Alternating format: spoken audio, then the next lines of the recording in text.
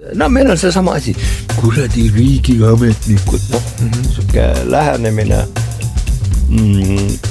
Proovigi siis, vaata USA peal, mis juhtub riigis, kui on kerge on sõimata riigiametnikke ja seda tehakse populistlikult kogu aeg. Aga see vaata, kui äkki riik ei toimi enam, ei toimi.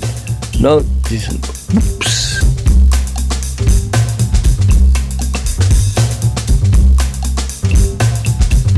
Mis peaks juhtuma, et Venemaa kaotaks?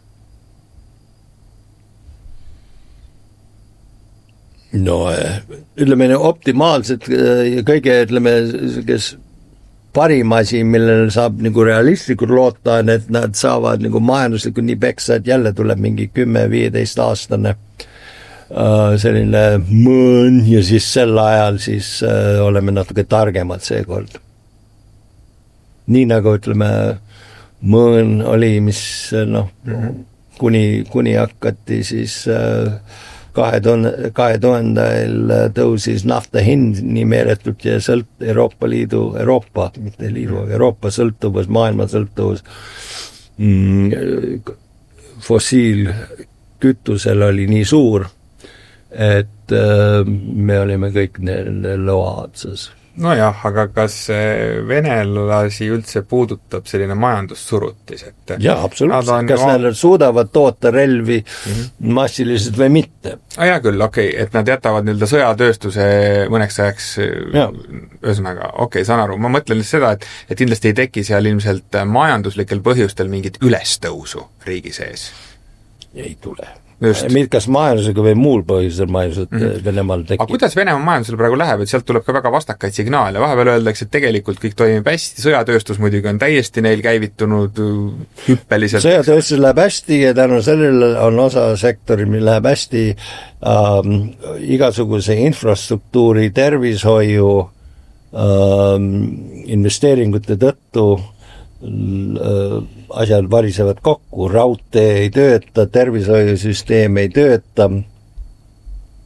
Need, see on, sa võid vaadata SKT-d ja ütelda, vaata, nii palju inimesi saavad nii palju palka, töötavad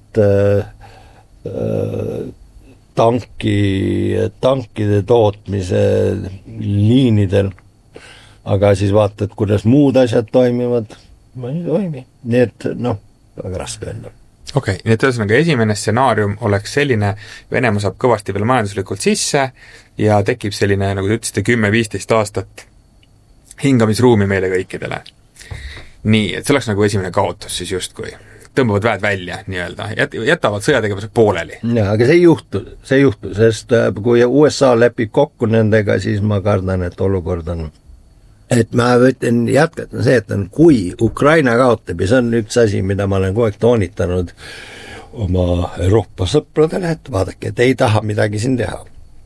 Mäletad, kui pöördesse te sattusite siis, kui 2 miljonit süürialist ja araablast tulid 2015. aastal.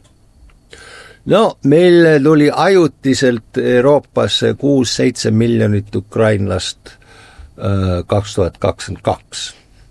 Tekitas, isegi siin teate niisugused vastukajasid. Aga kujutame ette nüüd, ukrainlased kaotavad seda või? Kas sina eestlane olles nagu kuulnud vanaema või vanavanaema käest, mida venelased tegid siin 1940. aastal, aga sina, kui kujutan ukrainlane, kes on näinud Butšat ja Irpini ja neid õudusi, kes jääb Ukrainasse? No seal praegu on 35 miljonit. No mõni miljon võib-olla jääb. 35 miljonit tuleb Euroopasse. Pole mingit kahtlust, kui Ukraina kaotab seda nii, nagu venelased tahavad, ta kaotaks seda. Inimesed ei jää sinna. Nagu kui sa näed, et tuleb mingi vägistajate, tapjate, küüditajate hord tuleb ja hakkab siin piinama, siis ega sa ei jää sinna. nii et see on, ütleme, üks tulemus, kui USA ja Venemaa lepivad kokku, et siis anname Ukraina nendele venelastele. Ühesõnaga me rääkisime kahest äärmusest. Üks on see, et sellise majandusjõuga suruda nagu Venemaa põlvili, teine on see, et Ukraina antakse sõna otseses mõttes ära. Yeah. Tullakse sealt tagant ära. No muidugi Euroopa on ka veel olemas, eks ole, siit sellest valemist jätsite praegu Euroopa nagu... Ei, no ma ütlen, et tulevad Euroopasse, ma ütlen, see on kõik, ma tahtsin öelda, aga esiteks Venemaa ei varise kokku praeguse USA valitsusega, kuna nad teevad mingid majanduslikke diile, et see juhtub sanktsioonid, suur tõenäoliselt, et vähemalt USA poolsed sanktsioonid tõstetakse. Varsti mängivad hokid koos ja Vene suurteater läheb Metropolitani ooperisse laulma ja midagi sellist.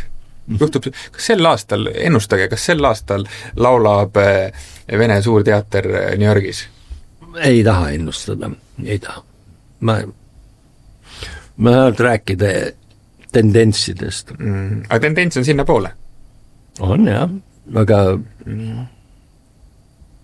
Jah.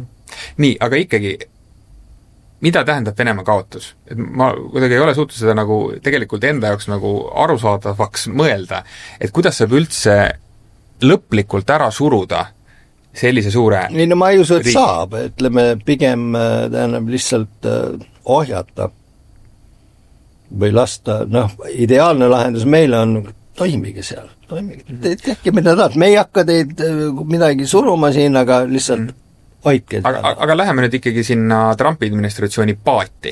Kui nad ikkagi tõesti tahaksid seda vaherahu nüüd hästi vahendada ja see vaherahu tuleb sellistel tingimustel, mis on nagu ukrainlastele enam-vähem vastuvõetavad ja venelastele ka enam-vähem vastuvõetavad. See ei ole võimalik. Kuidas see võimalik ei ole? Ukrainlastel ei ole vastuvõetav, et nad peavad loobuma territooriumist. No, aga ütleme, et nad teevad selle järeleandmis... See ei ole vastuvõetav Ukrainlastel, see on punkt. See on nagu... No aga siis saagi ju läbi rääkida, kui on selline punkt. Kui sa oled rikkunud, vaata, see on millega ma alustasin, sa oled rikkunud kõige tähtsama põhimõtte rahvusvahelises suhetes,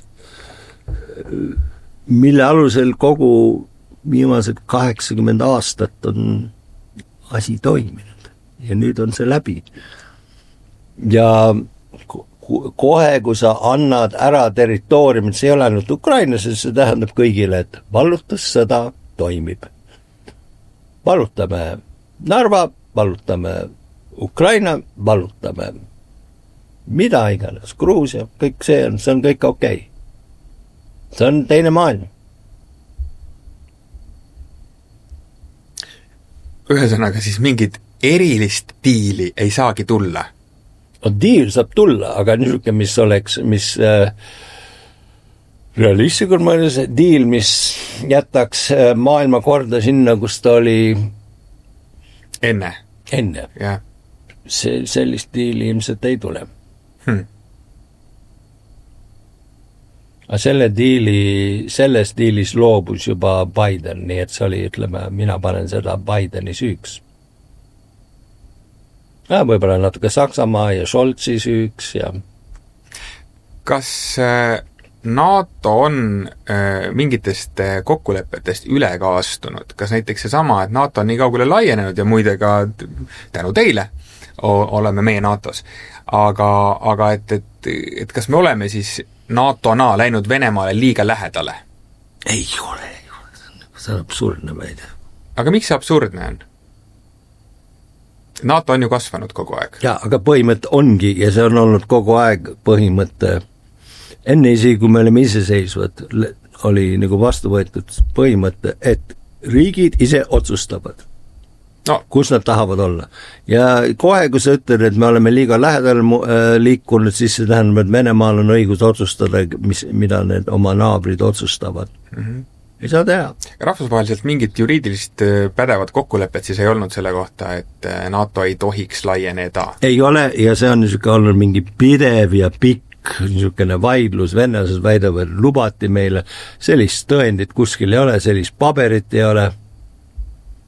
Need no seda nad tegelikult korrutavad. Jaa, aga see on nagu ammu probleem on, meil on nagu mingid tüübid, kes kordavad seda Ameerikas nüüd. Ja selles mõttes meie poolt vaadates on kõik nagu korrekt.